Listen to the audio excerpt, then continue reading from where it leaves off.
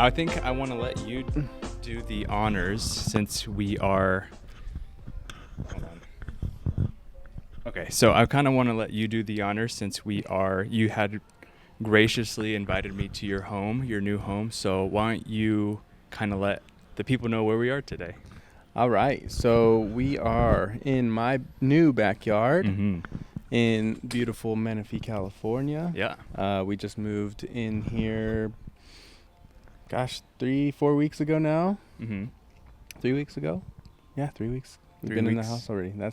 So Ed came over, we made some coffee, and we're just enjoying it now, enjoying the sunshine before it gets too hot. Yeah, and it does get hot here. Cheers. Thank you for having me.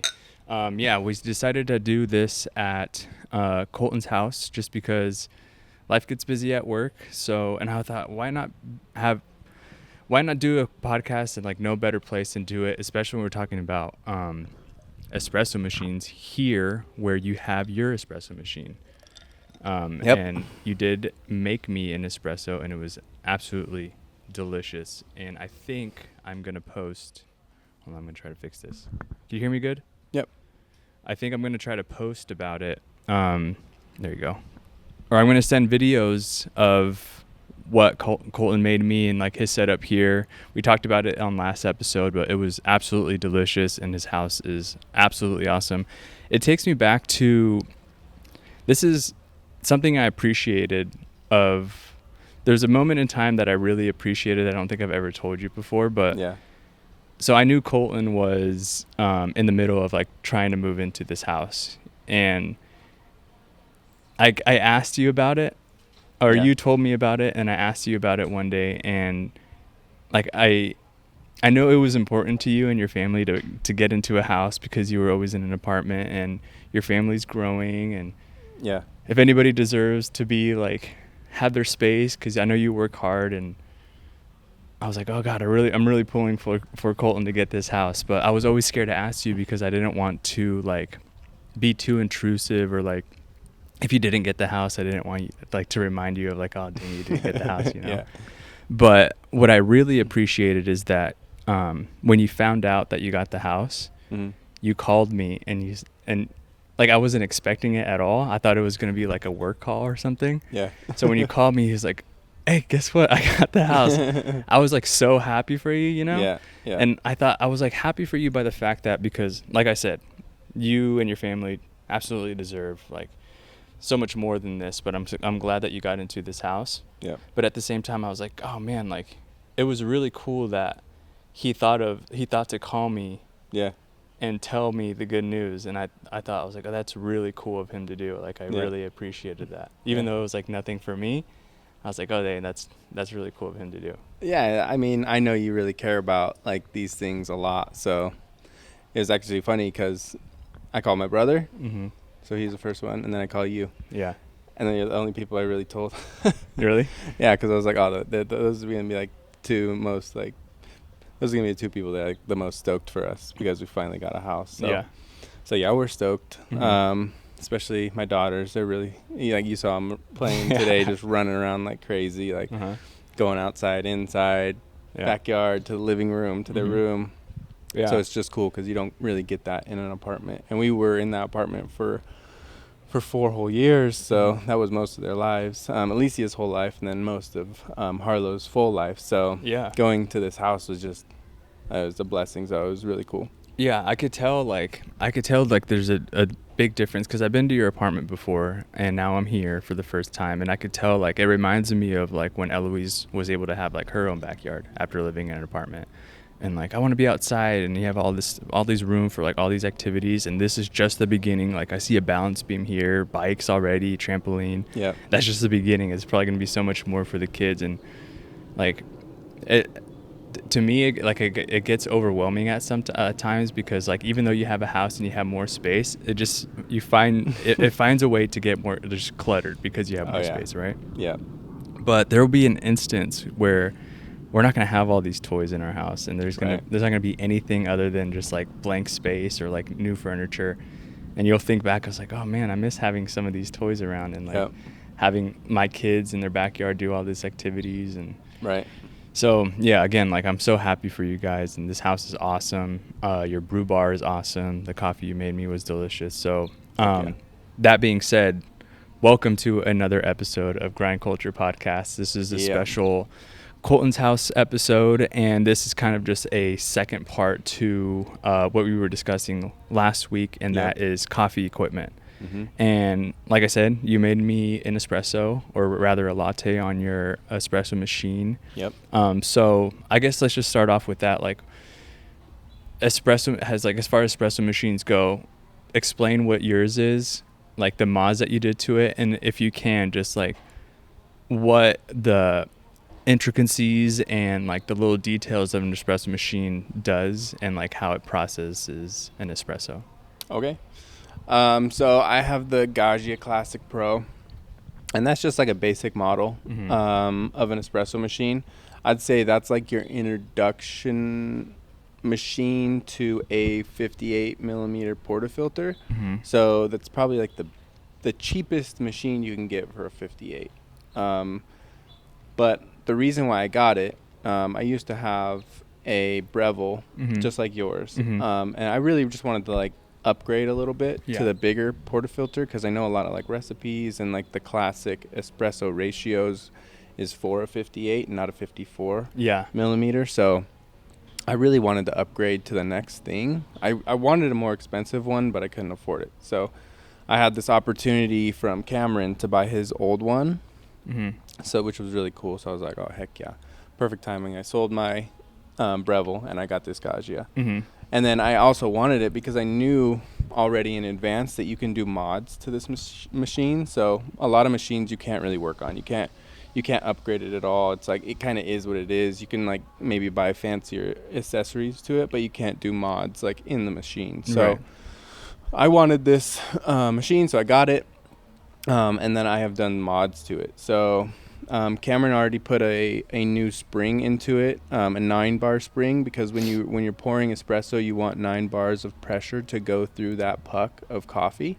So he already upgraded the spring from like I think it comes standard with a 14 or 16 pressure spring. So he already upgraded it to a 9-bar spring, and then he upgraded the steam nozzle to a 1-hole rather than a 3, because you get better steam pressure out of a 1-hole. Oh, really? Oh, I thought it was always the opposite. No, so think about if you have like back pressure, the less holes you have coming out, the more pressure you're going to have. So it's kind of like more consistent. That's true. So he did that. He did a few more small things, and then when I got it, I did like the internal things. So the first mod that I did, I put a top box mount on top, and then I installed a pressure gauge. So I installed the pressure gauge on top so that I could see how many bars were going through my coffee. And then I also installed what was internal. I installed, it's called a PID system, so I can control the temperature of the coffee coming out, and I can control the temperature of the steam pressure. So I can control both of those.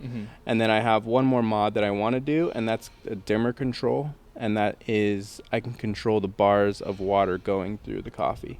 So right now it's standard at 9. So like I push it and it has a 9-bar spring. So depending on my grind size, I get the right 9-bar pressure going through. But when I add a dimmer control to it, I'll be able to control how many bars. I can go all the way from 1 to 9 if I want to. So really, in general, when you do a espresso shot, you are supposed to pre-infuse it at like 3 to 4 bars for like 7 seconds, and then you're supposed to turn it up to like 9 bars for the rest of the shot. So that's right now I don't have control of that, because the machine that I have doesn't have pre-infusion. It just goes straight up to like 9 bars, just climbs up. So I'll have full control once I have that. I have it already. I just need to install it. Oh, you do? You have it? Where do you get stuff like that? Like, because I know you did all these mods, and I know Cameron did all these mods, but like, do you just research like what you can do to your espresso machine, and like just like do websites? Are there dedicated websites to just like modifying your espresso machine? Yeah, there's blogs and things like that, Facebook pages, stuff that you can look up and do research. But There's one company specifically Mm-hmm. that makes espresso upgrades just for the Gaggia itself. So they base like their company around making mods to this machine. So that's why I was really intrigued by it. So I bought all those upgrades. Yeah. All the ones I already talked about, that's all from the same company. So What's the website? Shades of Coffee. Shades of Coffee. Yeah, and they're legit. Yeah. I think they're out of London, I want to say. Oh, wow. And they're just coffee geeks, and they're really, their goal is to upgrade this machine. So it's like you can get I think it comes standard at like $550 for the machine itself. Mm-hmm. And then I would say if you want all the accessories, maybe up to like $350-$400 for like everything. Like extra added on? Mm-hmm. Yeah. And if you're willing to do the work, that's still going to end up being cheaper than La Marzocco. That's going to match like that. So my, say, $1,000 machine now is going to match a $3,000 to $4,000 machine now for all the stuff that I can do. Yeah. It's not going to be as fancy and nice, but save some money. Oh, and definitely. I get great coffee out of it. So. And that's what it's all about, really, is getting great coffee. Unless, like, I know people like the aesthetic of, like, La Marzocco's or whatever. Because they're nice. They're nice looking. $8,000. Yeah. It's like, But, I mean, you use it to use it. You want to get a good coffee out of it. And if you could do that for cheaper, obviously you're going to go. And it's a really nice looking espresso machine, don't get me wrong. Yeah. Do you know where it come from? Like, it has a foreign name. Do you know where it's from?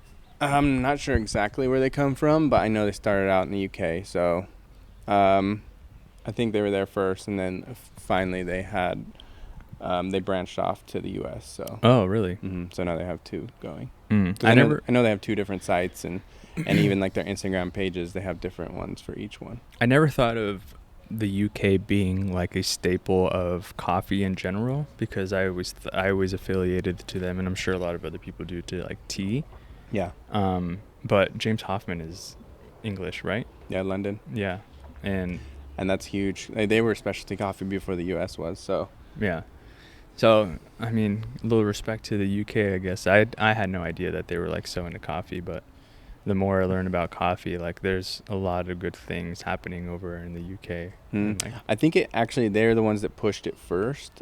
I could totally be wrong. I haven't done my research on this, but from what I know, I think the UK pushed it first, and then it was kind of like Australia, they pushed it next, and then finally America got into it, and then Japan. It seems like now everybody's just kind of involved, because now you have like worldly events. Yeah. So back to espresso machines in general. Yep. That's kind of like, would you say what you just explained kind of like, to put it simplistically, that is kind of how just the functionality of any kind of espresso machine works, like one that's actually worth. Yeah, I mean, if we're doing like a basic overview, espresso machine is you grind the coffee fine, you put it in a portafilter, you press down the puck, you put it in your machine, you press go, and you have water pressure that goes through the coffee, and you get a very strong espresso shot. So a very like concentrated shot of coffee. And that's pretty much what it is. And your standard ratio, we mentioned on last episode, is 1-2.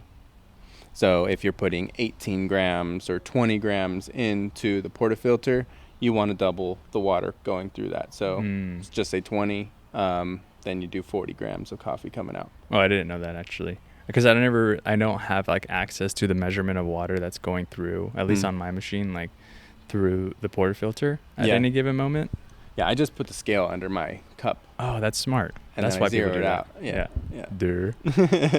Going back to gram amounts. Yep. There's specifics to the size of your portafilter, to how many grams you should put into the portafilter, right? Like, say if you have like 52 millimeter, it's usually like 18. Yeah, if you have a 54, you want to do anywhere from 16 to 18. I feel like when I had my first machine, that's what I was doing, depending on the size of the bean and roast level. And then when I upgraded to 58, now I'm doing anywhere from 19 to 21. Yeah. Yep. Yeah, because I have. That's when it measures, is it the depth of the portafilter? It's the width, circumference. Yeah, the diameter of it, right? Yeah. Okay. See, I don't know why, because I have two different portafilters for my espresso machine, my Breville.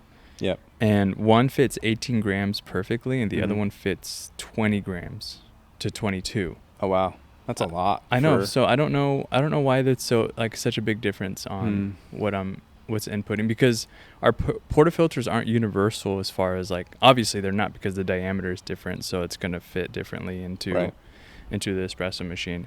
I don't know. Maybe one day like I'll take a look at it or bring somebody over and ask them. Yeah, I'll like, come check it out. There's a difference. That's a lot of coffee for 54. I don't even think you could fit that much coffee in a 54 milliliter. I'll show you. I'll take a picture of it next time. Quick story, because I was talking to you about this like a little bit ago, and I said, no, I'll save it for the podcast. Last night I went out with Lindsay, my wife, and her friend and her boyfriend, Karthik and Haley, were lovely people. And we went to one of the wineries. If people don't know, Temecula is like big wine country. Yep. And we went to one of the wineries at the restaurant just to go out and kind of just enjoy ourselves. And I tend to, anytime I go out, because I tend to eat a lot when I go out, because if I'm going to go out, which I usually don't, or which we usually don't, I'm going to go all out, like that kind of thing, right? So I'll order whatever I want. I won't feel too guilty about anything. Like if I see something that looks good or like it looks expensive, I'm just going to order it, because we don't do it often. Right. So I eat hearty, I eat heavy, but I always order an espresso shot after, just to give me a pick-me-up, because if I eat a lot, I'll get tired and like lose my ability like to have a good conversation, you know? Right. And I don't want to do that. So I always order like an espresso after I'm done with my meal. Yeah. But without question, every time I do it, it's always watered down espresso. It's not even like an espresso shot. It's like a small cup of coffee. It seems like. Yeah.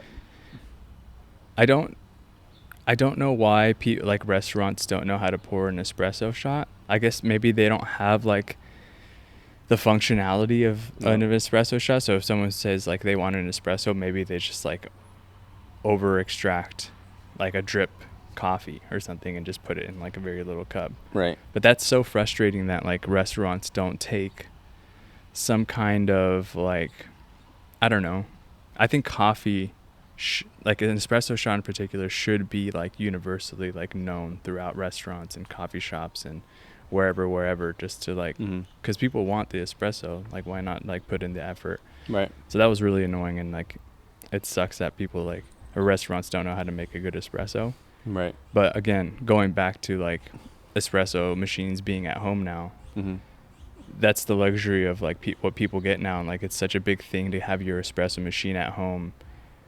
You can make an espresso at home when you get home. It's probably like way better than just ordering an espresso at a restaurant, who will also probably charge you like, I don't know, somewhere of like $8 for an espresso shot. You think? I didn't even look at the receipt, but yeah. Well, it's frustrating too, because like you'd expect an espresso shot like that if they were offering it at like the gas station or McDonald's, right? You'd be like, all right, yeah, like this is the quality. I signed up for this, you know. But if you're going to like a nice restaurant, or even just like a restaurant in general, it's like, shouldn't your drink, like the quality of your drink, match like the style of your food? Like if you're putting so much love and care into your food and spending money and time, and like if there's a chef doing his craft back there, it's like, okay, coffee should match that. Yeah. Like, you know, there's quality out there. You should know how to pour a really good shot of espresso. You know, where it's like, yeah, you go different parts of the world where espresso is like so culture based. Like espresso's like, it's like in your DNA. Yeah. You're gonna get hated on if you don't pay attention to quality. Like, yeah, Italy and places like those places, like they're more classic, like dark profiles, like dark rich espresso, and you know, nothing added, and you know, but they're used to that, and the quality of that dark roast is gonna have like a standard to it, you know. But I think here it's different. It's like people like, I think it boils down to people just don't know. No. They think coffee is coffee and that's it. Like, what's the cheapest way that we can get it to people? And a lot of, like, I guarantee almost that you got like a pre-pucked shot of espresso. You think so? Because there's, you know, have you seen those? Like, you can buy pre-made like pucks. And they come in like a little thing. You put them in a crappy espresso machine, and it just makes a quick cup of like crappy coffee. Yeah. Guarantee that's what it was. So that's kind of like my transition into, I mean, we could still talk about espressos, but like let's talk about like other ways people are making espressos. And I think you hit it on the head there. I think people are making, especially restaurants, going back to like the frustration, I wish we caught up to, like you said, the UK and Australia and Europe faster as far as like espresso, just having like an espresso available and ready to go and a quality one. Right. Like at any given place, restaurant, gas station, whatever. Yeah. I wish I wish America caught up to that, because it makes such a difference, and it makes people are learning espresso, especially because espresso machines are so like heavily used in homes now after COVID. Yep. People's intelligence and skill level and just like knowledge of making good coffee is getting higher and higher and higher. Right. So I think restaurants and just places in general that serve coffee should match that intelligence. But I think you're right. I wouldn't be surprised if like people are just buying the equivalent of what K-cup machines are for espressos, which is like an espresso, I think. Yeah. Like those little round coffee pods that you just like pop in, and then it makes like a very watered down espresso and then like pops out. Right. I know exactly what you're talking about. I would think that the machine is similar to a K-cup, but the grind is different, the pressure's different, and the water amount's different. Is that right? Yeah. Yeah. Yeah, they're all different. So, I mean, you could have even got one of those, you know? Yeah. And not even known about it. Right. You never know what they have back there. No, I don't. Because a lot of people, like I said, they just think coffee's coffee. But like you said, again, people are becoming more aware. And they're hopefully start calling out places. Yeah. You know, like, hey, you got crappy coffee. You need better equipment. You need better coffee. Yeah. I didn't really say that to the waiter, but I didn't have much confidence because when I ordered it, he was like, oh yeah, I can make that for you. I doubt the waiter that was waiting on us knows how to make a good espresso machine or espresso shot. Yeah. I'm sure they don't train them how to do that. No. Like, there's no way that they have they have to have like a dedicated like brewer or like a barista. Yeah, but there's no way they have it. No, I don't think they'll put the money or the effort into that anytime soon, which is unfortunate. Me and Brittany went to a really nice, it's for our anniversary one year. We went to a really nice like seafood Italian place on the beach, and like the food was 5-star. Like it was so bomb. Yeah. And then I got the same thing. I got an espresso, and they used one of those puck things, and this machine was just like sitting in the corner. It was a horrible machine, and I got like the worst cup of coffee. I was like, how? Like, which I get, like, you're not a coffee shop, and you're not, you know, you're trying to, but you should have just like a really good to option. Yeah. At least have like fresh beans ready to go or something, even if it's dark roast. Like, have something more available and better quality. I think that's the next step of like, I don't know, trying to sell restaurants. Like, I know, because you and I have like our coffee businesses, and other people obviously have their coffee businesses, and they try to get into restaurants and coffee shops and so on and so forth.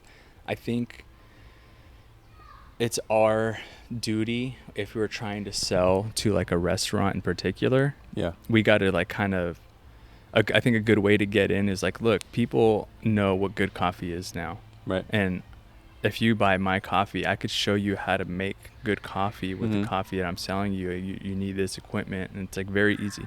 It's very easy to train somebody how to make coffee, I feel like, or just how to pull a shot of espresso better than they're probably pulling one already. Yeah. I think that's like the next step of like trying to get into like these restaurants. Like, look, buy my coffee, but also like I could recommend like some equipment for you, like, so you're making this coffee like better than what you guys are already making it. Yeah, because there's options. You can make a quick cup of coffee, but and it'll be really good. So like even like the automatic espresso machine that we have at work, like that would have been better if you got that served to you at that restaurant rather than what you got. Yeah, which you're right. It was probably like a little coffee pod. For sure. Kind of. I guarantee it. Shot pulled. Yeah, so that I did kind of want to like mention up, like bring up K-cup machines and like those Nespresso machines in general, but like thinking on it, like they're very simplistic machines, and I don't even know if we should even like discuss them, because they're very popular like in America, and I don't know. Do you think they're popular in like the UK and like Europe and stuff? K-cup machines? Probably Nespresso not. machines? No. Yeah, because they're more based. I mean, yeah, sure, they're probably somewhat. A lot of people probably do have them, but like I said, the standard's higher. Mm-hmm. And it's not. You cannot. I'm just gonna say this: you're not gonna get a good cup of coffee Mm-hmm. out of the pods. You're just not. No. You can't. Mm-mm. You can get a cup of coffee. You can enjoy it with some cream or whatever. But if you're like a real coffee person, if you know quality, if you have tasted coffee before that you know and love, it's like you're not going to get a good cup of coffee. I've seen review after review of people like doing like back of shots of Nespresso pods and K-cups, and it doesn't taste good. No. It doesn't. So I find it hard to imagine like going to this little cottage in like Europe and you see like a K-cup machine. Yeah, not happening. But one thing I did want to bring up with K-cup machines, I don't think as bad as that coffee is, or that coffee can be, because we sell K-cups right where we work, and Yep. it's like pretty much almost roast to order K-cups. Kind of. I mean, not really. yeah, we make the best K-cups we can, right? Yeah. At least we're using fresh coffee Mhm. and we're grinding it, right? Mhm. And I mean, that's the best you can get. Mm-hmm. As far as K-cups goes, yeah. But Right. again, I still don't recommend the K-cup model or the option. Yeah. But it's never going away because, one, America likes their convenience. Oh, yeah. But two, like we're starting this new thing at our job that's called like the co-packing program, Mhm. which is selling like mass amounts of K-cups at a time for people that export mass amounts of K-cups, or they supply a lot of K-cups Yep. at any given moment to wherever they need to. I see the K-cup industry really like succeeding through like Airbnbs, just like a part of it Yep. alone. Whereas it's so easy to own, like people, coffee needs to be in households. Like it's almost like if you have an Airbnb, if you don't have coffee, Yeah. it's like one thing, like there's coffee in every hotel room. There's Right. coffee. There should be coffee in like every Airbnb. And assuming there's mostly like every household that there is in America, there's going to be some kind of coffee maker, coffee Yeah. machine. So the K-cup industry, I think, is really thriving, not necessarily from hotels, but from like Airbnbs, because that's like a way that You could just have coffee available. Right, you can have coffee Mm. available. It's simple. It's just like K-cup. It's clean. So it's Which I'll take that over nothing. yeah. But even so, if I'm at an Airbnb, I'd probably find a coffee shop. Yeah, true. But yeah, I think the K-cup business is here to stay because of that. Yeah, Like for I don't sure. think it'll ever go away. But going back, I don't think we should really put much effort or time into discussing a K-cup machine because we know what it is. It's a very simple machine. Like I said, it does a job and it's clean and it's fast. But I kind of want to just like to mention it because I think it does have its like, I don't know if I want to say I want to respect it, Yeah. but I do think like it has earned like a good business model because like I'm assuming they're very successful, especially here. Oh yeah, you know? big time. And if I'm saying what I'm saying right now, but if I go back before I even got into coffee, I would go use a K-cup and not even think about it. Yeah.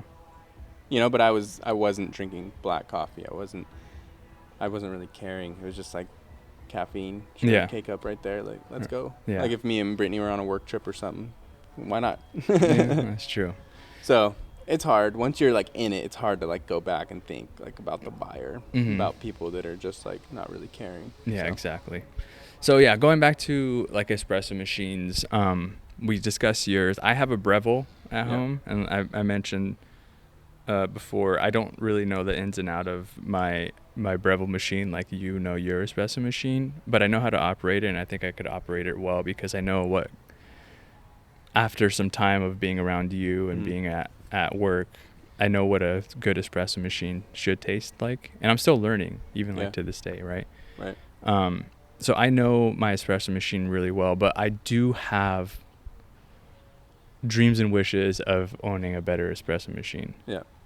One day. Yeah, I mentioned even like having one like yours would be awesome. I just don't trust myself in making the modifications that I would need to like match to what like I think that I would like enjoy, Right. I guess, in a way where I would feel satisfied with it. But that's not to say like gosh, I wish I had like a La Marzocco in my house. Yeah. Because even though it is expensive, and the aesthetic part of it is nice, I had to admit, because it just looks like a standard industrialized like espresso machine, like you would think, like you could imagine in your head. Yeah. So, hey, La Marzocco, if you're listening, sponsor this, this podcast. Please. We will put it in every episode. Yeah, right here, without a question. That's like I was watching David Beckham's Netflix series about like documentary, and he has his own like coffee setup. He has a La Marzocco. Really? Sitting right there. I was like, bougie, man. Yeah. It's for the high class people. I wish I was David. Yeah, I haven't seen that. I know what you're talking about though. But going back to, where I'm trying to get to this is, I know you have a machine and it works well and you did some mods to it, but is there like a wish list as far as like espresso machines go that you wish you had, or like that you would want? Well, this machine won't last me forever. So yes, I think my next step would be, if I'm financially, if I do have the finances for it, I'll get a machine that already has those mods already implemented in the system itself. Yeah. There's some around like 3,000, I think, that range that I really like that do all those things. So I'll see. Yeah. That's like my next step, and that'll be probably that machine will last me a lifetime. So I don't see anything outside of that. La Marzocco's definitely, if somehow I came in, it would have to be like a really rare thing if I got one of those. It have to be like a friend of a friend selling one for half off or something. Yeah. Something like that. And I'm sure you could find sponsored. Yeah, or if we get sponsored. Who's really good about that is Nate that we worked with, who we had on the podcast before. He's really good about like finding like old machines and like working on them and like either using them or like reselling them. I've always like kind of appreciated that about Nate, because we kind of benefited from it in the past, like with some of the machines that he brought like to work, Yeah, it's pretty cool. But he's always on the hunt for something. So I think that's like kind of that's what I would want to do. Yeah. I really want to learn like you and Nate, like the ins and out of an espresso machine, to see if I could like do any kind of modifications myself. Yeah. So like that's like my next step in like learning my espresso machine, or just learning coffee in general, is like the equipment, which is kind of why I wanted to talk about this, really, is the equipment that is used. You don't have to buy it just standard as it is. No. Like it's like a car, or buy upgrades. Yeah, you could upgrade it. Like there's upgrades available to your coffee machine that produces better coffee. Yeah. So that's like kind of my next step for me, I think. Cool. Yeah. Yeah, and I think, maybe just to like hit on espresso machines, I know I mentioned like what mine does, but I think I'll just do like an overview of what you should probably look for in an espresso machine, and then maybe like attachments that you can add to it real quick. So I think like if you're gonna buy an espresso machine, you can go buy like a Mr. Coffee for $100. That's, it has no options. You just put the coffee in and hope for the best. But I think like if you really want good espresso, and the things that you will need, or the things that you want to look for, obviously find a machine. 54 or 58 millimeter portafilter is good. Me and you both have like a really good basic model. It's a good starting point, right? But you also want to know how much pressure is going through your coffee, because if you can get a 9-bar machine, that is great. A lot of people like manual, like levered espresso machines, rather than automatic, because they're cheaper. And if you have a good grinder, you can kind of do everything you want to with pressure and how much coffee you want in it. I know Flair Espresso, they actually have a shop next to us. They make probably one of the best manual espresso machines out there. But you really want to just have control of your coffee. So you want the right amount of pressure. You want good water. You want good steam pressure. And you want all those things. It's really good to have a really good standard, like basic setup. And then from there, do the upgrades. Like get a bottomless portafilter where you can actually see the coffee coming out, and seeing like if you have a really even bed and it's coming out nicely and it's meeting in the middle, or if it's spraying everywhere, you have a problem. Also, outside of the espresso machine, it's very important to have a very good grinder. Your grinder, like I've said many times before, is your most important thing, probably more important than the espresso machine itself. Because if you just have a crappy grinder that's giving really bad if you're getting like really bad distributed coffee, if you're getting coarse and fine, all that stuff, you're never really going to be able to dial it in every time. So Right. get a good grinder to go with your espresso machine. And then it's just learning from there, you know. Even puck prep, you know, when you put the coffee into the portafilter. I have like a little WDT. It's like a little wire rake thing that I, distribute my coffee around before I tamp it. You know, it's like learning those little things to get a good puck. And there's a lot to learn, but I think it's important. Like if you're kind of into it, then invest a little more into a better machine rather than just getting like what you can afford or like you not really wanting to, because you're going to regret it in the end, especially if you're into coffee. You're going to be like, crap, I should have got a better machine. No, So, you're right. but I think me and you know, we got really good like basic models to start off on, and you know, we can do enough to get good coffee. Yeah. Rather than some machines, you just, no matter what you can do, you're not going to get a good cup out of it. Yeah. I want to, you mentioned grinders, and I kind of wanted to like to end off on having a grinder, because you and I have been dealing with, it's funny enough, like we have grinders at work and they're expensive. Yeah. But I always think they're made for production and not for quality. I mean, it does excellent grinds, don't get me wrong, but obviously, and I think you could attest to this, there's better grinders you could get out there than what we have at work, right? Yeah, so for like the grinders we have at work are very basic, like coffee shop production based grinders, right? So you can do everything from coarse to espresso to even Turkish, like, but it's very standard. You can't really dial it in. Like if you have a home machine, you can't really go back one or go back two. It's like the steps are a little bigger. So yeah, it just matters where you are. You know, they have industrial ones that are super expensive that have like all the options, or they have the middle ones like we do at work, or they have like the more home for the home buyer, you know. They have espresso based grinders, and they have other grinders that are based more for like pour overs and things like that.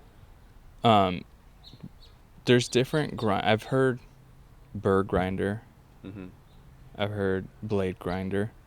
Could you kind of explain like the differences of like the different like the staple grinders that are used like not only at work but at home as well? Yeah, so at home, I mean, you have the blade grinder, and that's like the grinders where you put the coffee in. It has a little blade at the bottom that spins and just chops up the coffee. You have no control other than pushing the button on and off and hoping for the best. That's probably one of the worst grinders in the world that you can ever. It's one of the worst things you can do to coffee, really. You know, it's like you might as well buy it pre-ground somewhere with a better grinder. Yeah, exactly. But then you have burr grinders, and they have conical burrs, which are side by side, and then you have flat burr grinders, which sit on top of each other. And each one has different profiles. We won't get into it. Grinders themselves are a whole series. You can even talk about grinders, but each one has different profiles. But it really just matters what your setup is, what your palate likes, and then kind of go from there. Do your research. Yeah. And there's grinders that range, especially say like grinders for espresso. Good espresso probably start off. I think the cheapest one I can think about is probably like $500 to $600, and then you can shoot up all the way to like $8,000 for a grinder. It's insane. It's absolutely insane. I would never do that. Yeah. But if you don't want an automatic, then there is hand grinders, like we have mentioned before, and that's what I have for my espresso machine. That's what you use. $200, and it works just like $1,000 automatic. I just have to put in. You just don't have the luxury. Yeah, exactly. Yeah, right. Yeah. So there's options if you want to be cheaper. So. Yeah. You said conical grinder, right? Is that how you say it? What is that? I know what it is. Like it's kind of hard to like explain. Like you explained it in a way like where like the functionality you can kind of understand it, but like the way it looks is very interesting. Yeah. It's like a gear. It looks like I don't even want to say it gear. I can't even really explain how it looks. It's hard, but I know what it does. What is it made out of though? Is it like stone? Or what is it, like clay? The conical burrs. So the conical burrs are like a cone shape. Like you have like a funnel shaped burr. Yeah. And then you have another cone shaped burr that goes above that. Yeah. So it's like a little funnel. And then you have the coffee that goes around it, and then within it, and it grinds. Exactly. Yeah. They used to be made out of stone, but they learned that those deteriorate really fast. I think they still sell them, but don't get them. Yeah. Look for just like really good metal ones. Oh, okay. So they're metal. There's steel burrs. A lot of them are steel. Mm-hmm. Some are titanium. Find the strongest metal you can, really. Mm-hmm. For the conical burrs, and I think almost all hand grinders are conical. Oh, really? I think I've maybe seen like one flatbed, like burr grinder. Yeah. Yeah. So you let me take home the flare grinder the flare hand grinder. Yeah, the hand grinder. Mm-hmm. Is that what you have here, or no? No, I have Easy Presso. Oh, okay. And when I adjust it because I kind of like knew that's kind of where I learned like the burr grinder functionality. Yeah. Is just using that and like adjusting the grind type on it. But that looks like it's stone. Or no, rather, the hand grinder that I have is like a stone clay red material. Oh, really? Yeah. Interesting. I'll take a picture of it and send it to you. But yeah, the flare one is metal, if I'm not mistaken. Is that right? Yep. So it's hard to like. I always found it like hard to explain. Like, oh yeah, this is how the grind process is, because it's like so unique. I don't think any that kind of like functionality is used with any other thing. Maybe making like medicine or something. I don't know, but I think it's like unique to coffee. Like a pepper grinder is all I can think about. Like when you're grinding pepper. Oh yeah, that's true. Something like that. Those are plastic though, so it's not different. Yeah, I guess that is the closest thing that probably you could equate to it. But yeah, grinder in general, you use your manual hand grinder. For my espresso, yeah. But do you have like any recommendations, like specific companies or grinders that you would use for the espresso machine that are automatic? Because I know you have like a Fellow. Fellow is like a big brand. Or is it still? I don't know. Is it like still a popular brand? Yeah, Fellow's not known for their espresso grinders. I do have a Fellow Ode, the Gen 2, but it is really just for pour over, cold brew, French press. Yeah. Anything there. It doesn't really go fine enough for espresso. It doesn't work well for my espresso machine. Gosh, what's the first? I know Fellow makes a cheaper, like it's like $150, $200 for. They have like a cheap, like big plastic grinder that they came out with. The burrs are supposed to actually work pretty well. I actually know our coworker Nate has one. He liked it for a while. I think it worked out for him, but it broke because it's just cheap material. Yeah. So it's not really worth it unless they come out with a new model that has stronger materials. We all know the staple espresso machine or espresso grinder called the Niche. That's very expensive. Yeah. But it's supposed to be like one of the best grinders for espresso. I think. Do you know the price range for that? I think it's like around like $1,000 or something. Does Cameron have one? Yeah, Cameron has one. Yeah. I think I was trying to buy his like the other day actually, but I don't know if he ever sold it or not. But yeah, I think I've seen like the cheapest one maybe for like 800, 500, something like that. Yeah. So I mean, and there's companies out there that make espresso, like basic espresso machines, like Breville. They make an espresso. Sorry, not espresso machine. Grinder. I know they make grinder. There's hundreds of companies out there that make them. I just haven't had. I don't want to give everybody a shout out because I haven't had the chance to test them, so I don't want to tell anybody to buy one until I know about it. Yeah, that makes sense. But there is thousands of videos on grinder reviews out there, and I would just find one. Yeah, if you're really into looking for a espresso grinder. Yeah, and there's always right now I like my hand grinder, so it's kind of hard to say. Like nothing matches that price point. Yeah, can't beat it. Just got to use a little muscle every now and then. That's it. What's wrong with that? Yeah, every now and then I'll check out like top 10 grinders you could get at home, like for 2024 or 2023, and it's always different. I mean, there is like you said, like the Niche is always on there, and some of the other ones, but there's always new stuff coming out, and like it's exciting to like really be on the lookout for like, okay, what's like the next big thing in like the coffee world, because I remember when like Fellow was that one next big thing. Yep. Because I feel like that came out of nowhere. I don't remember Yeah, the grinder did for sure. And then like I don't know what else is, like the AeroPress is another one. I heard the term AeroPress last night, even like not expecting it. I was like, oh yeah, that's another thing that like came out in the coffee world that was like kind of unexpected, at least for me. Yeah. So I'm always like curious as to like what is the next thing, you know? Right. And I'm sure we'll learn about it right away because, as we mentioned, Nate seems like he's tuned up with all that stuff. Yeah. Also, Nate was part of a latte art competition yesterday. I don't know how he did, but shout out to him for even like participating, because I think this is his second one. Yeah. Text me back, Nate. Yeah, dude. Did you win? Yeah. And then so that's really kind of a wrap up. I don't know if you want to mention anything else, but that was a wrap up of like the espresso machine. Like there's again more that we could touch base on, but like I think we hit like the pinpoints of it, and like I wanted to also touch base on the grinders as well, because I know that's an important aspect when you're making an espresso. Yeah. But there is some exciting stuff that I want to mention before we sign off. We are reaching our 20th episode next week, I believe. Yeah. I don't know if we're going to have a guest or we're going to try to have somebody on, but that's something that I think Colton and I will discuss. And then we're going to head to Coffee Fest in Los Angeles. 2 weeks. And Colton will be there, I think he said Saturday and Sunday, right? Well, I'm going Saturday because there's a roasting competition that a third party is doing. So there's going to be like the award ceremony on Saturday. So our coworker Gavin has entered that. We've been working for the past week and a half on making profiles and roasting coffee and making blends for that. So hopefully he wins. He's going for second place because he likes the prizes. But hopefully he places, or at least does well. I think we roasted it pretty well yesterday, and now he's just going to play around with blends. So we're going to go to the award ceremony in Los Angeles Saturday night.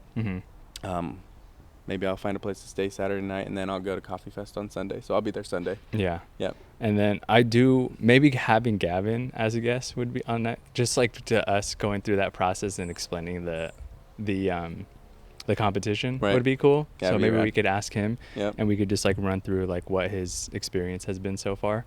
Yeah. But then I'll be at Coffee Fest either Monday or Tuesday, and I'll be there with Nate Tuesday if I don't go Monday.